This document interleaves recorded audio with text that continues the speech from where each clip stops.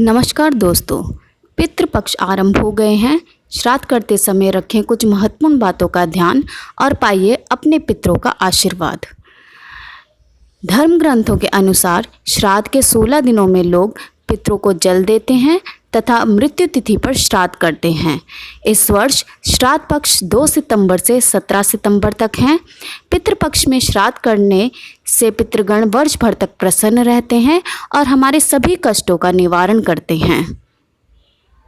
श्राद्ध कर्म में गाय का घी, दूध या दही काम में लेना चाहिए। श्राद्ध में ब्राह्मण को भोजन करवाते समय परोसने के बर्तन दोनों हाथों से पकड़कर लाने चाहिए। एक हाथ से लाए अन्न पात्र से परोसा हुआ भोजन राक्षस छीन लेते हैं। ब्राह्मण को भोजन मौन रहकर एवं व्यंजनों की प्रशंसा किए बगैर करना चाहिए, क्योंकि पितृ तब तक ही भोजन ग्रहण करते हैं जब तक कि ब्राह्मण मौन रहकर भोजन करे। जो पितृ शस्त्र आदि से मारे गए हों उनका श्राद्ध मुख्य तिथि के अतिरिक्त चतुर्दशी को भी करना चाहिए, इससे वे प्रसन्न होते हैं। श्राद्ध में ब्राह्मण को भोजन करवाना आवश्यक है।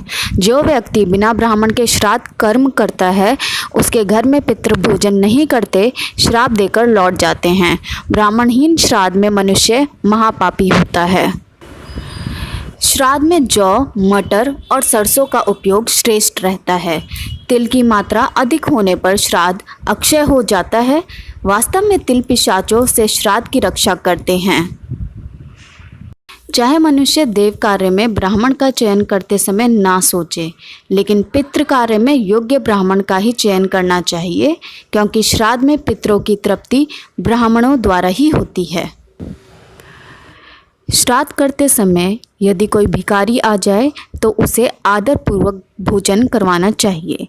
जो व्यक्ति ऐसे समय में घर में आए याचक को भगा देता है उसका श्राद्ध कर्म पूर्ण नहीं माना जाता और उसका फल भी नष्ट हो जाता है। धर्म ग्रंथों के अनुसार सायंकाल का समय राक्षसों के लिए होता है। यह समय सभी कार्यों के लिए निंदित है, अतः शाम के समय श्राद्ध कर्म नहीं करना चाहिए। रेशमी, कंबल, ऊन, लकड़ी, तृण, कुश आदि के आसन श्रेष्ठ हैं। आसन में लोहा किसी भी रूप में प्रयुक्त नहीं होना चाहिए। वस्त्र दान देना श्राद्ध का मुख्य लक्ष्य है। यज्ञ की पत्नी दक्षिणा है। जब तक भोजन कराकर वस्त्र और दक्षिणा नहीं दिए जाते उसका फल नहीं मिलता। भोजन के लिए आए ब्राह्मण को दक्षिण दिशा की ओर बिठाएं। पितरों के पसंद का भोजन दूध, दही, घी और शहद के साथ अन्न से बनाए गए पकवान जैसे खीर आदि हैं। इसलिए ब्राह्मणों को ऐसे भोजन कराने का विशेष ध्यान रखें। तैयार भोजन में से गाय, कुत्ते, कौवे, देवता और चींटे के लिए थोड़ा सा भाग निकालें।